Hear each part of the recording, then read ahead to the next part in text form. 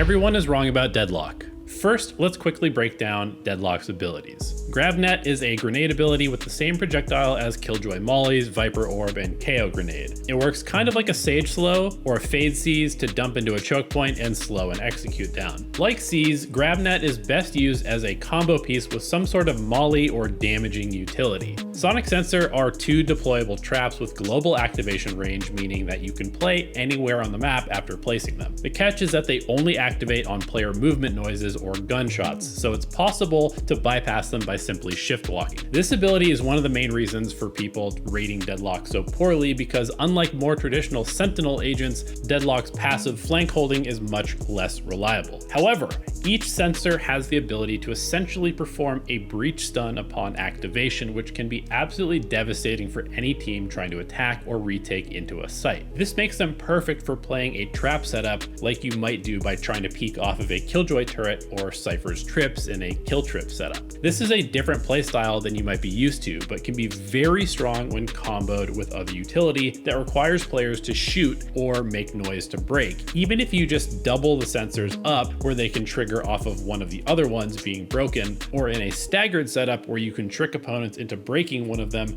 and not breaking the other. They're also extremely good at setting up for your ultimate, which we'll go into a little bit later. Barrier Mesh is Deadlock's signature ability and also one of the more complicated parts of her kit. Thrown like a Brimstone stim pack, the ability spawns 5 breakable nodes that connect with impassable barriers. You can see and shoot through the barriers, so don't expect to use this like a Sage Wall. Each of the 4 smaller nodes has 320 HP when they spawn, that then fortifies into 680 HP after 3 seconds. The middle node spawns at 570 HP and fortifies to 1200.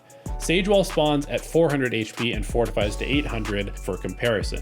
Barrier Mesh lasts 30 seconds, while Sage Wall lasts for 40. Barrier Mesh is at its best when blocking tight choke points that lack a line of sight. Forcing your opponents to shoot multiple nodes to break through can be a very annoying stall tactic. Just like many of Deadlock's other abilities, Barrier Mesh is best used in combination with allied utility, such as a smoke to block line of sight. You can then use the noise of enemies breaking the wall without being able to see you to spray back with a phantom for some free kills. You can even channel your inner Fortnite box fighting mechanics to swing into your own smoke inside the barrier mesh for a quick pickoff. It's also great for taking map control away from the other team by blocking off a common flank or rotation route and forcing enemies to spend a long time breaking the wall. On the trickier side of things, barrier mesh can actually be an insane combo with allied damage abilities such as a raise nade, because you can trap enemies in a tight space to set up for some big utility kills. Also keep in mind that this is a signature ability, meaning that if used correctly, you're essentially getting 400 credits of Sage Wall value every single round for free. Annihilation is Deadlock's ultimate, and it's one of the more unique skills in the game. At only 7 orbs to activate, it can feel a lot like pre-nerf Ray's ultimate, as it gives you potentially a free kill into a blind corner or some other hard to clear spot on the map. At its worst, whiffing the ultimate will give you an audio cue that the area is clear, though this can be bad information if the enemies dodge it. If you do hit somebody and their teammates are able to break them free, it will still have exposed the location of the player you hit, and probably several other players as well who shot the cocoon to break it in time. Generally, the player who gets pulled out of cover will probably die even if they are freed, and oftentimes other players will expose themselves trying to chase down the cocoon and break it. I think this ability is extremely powerful as long as you use it correctly. Now, let's talk about roles before we get into maps and agent combos. As I usually say, throw Riot's definition of the agent in the trash. We are well past that time where agents can fit into small box labels like Sentinel or Duelist. Chamber is a Duelist, Sentinel, and probably something else. Harbor plays Controller and Initiator and Duelist and other stuff,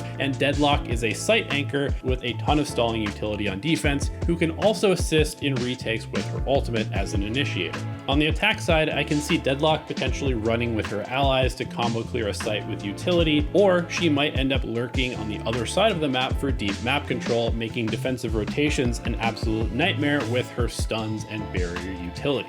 She may lack the ability to smoke her way into places like a Cypher or Viper can, but with an allied Astra Star pullback or some other smoker, or even just simply on a good timing, you can definitely do a lot of damage on the flank. If you expect Deadlock to function like a Cypher or Killjoy, you're going to be frustrated as enemies walk past her trips and shoot you from behind. But if you're actively watching the flank or trying to push the enemy team into your Deadlock's trap setups, she can be devastatingly hard to attack into. I see her sensors a lot like Yoru clone in that it can seem like an ability that would never catch anybody off guard, but when you're in a super tense game and you have kind of a split second to make a decision and react to something, or potentially even just have uncoordinated allies, the chances of somebody triggering the stun by accident are extremely high. And yes, I've already experienced telling my teammates that, hey, there's a Deadlock trip here, only to have somebody immediately run directly into it and stun our entire team. Like her barrier mesh, using Sonic Sensor takes a bit of critical thinking to maximize value, but I think you'll be surprised just how many spots there are where people simply have to make noise when executing onto a site that you can essentially guarantee at least one stun.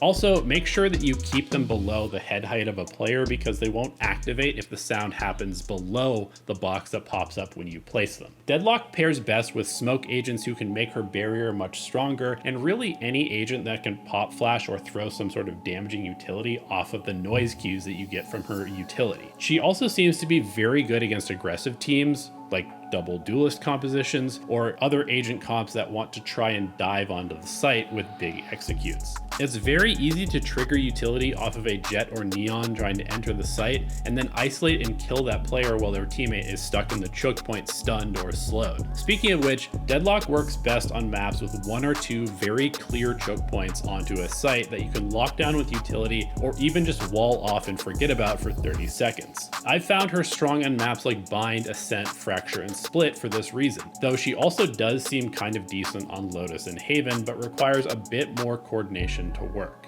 I don't think she's an agent that many people will end up enjoying because she's a bit more complicated and doesn't have that super well-defined role like a Cypher or Killjoy does. She seems like an agent that will reward teams with good coordination, which might be a little hard to find in your solo queue ranked games. Deadlock seems to be almost universally regarded as a worse version of an already existing agent, but just like how people thought that Jet was bad during the beta and Chamber was called useless on release, and so many other agents have been horribly misjudged by the greater Valorant community, I would definitely not sleep on Deadlock's impact.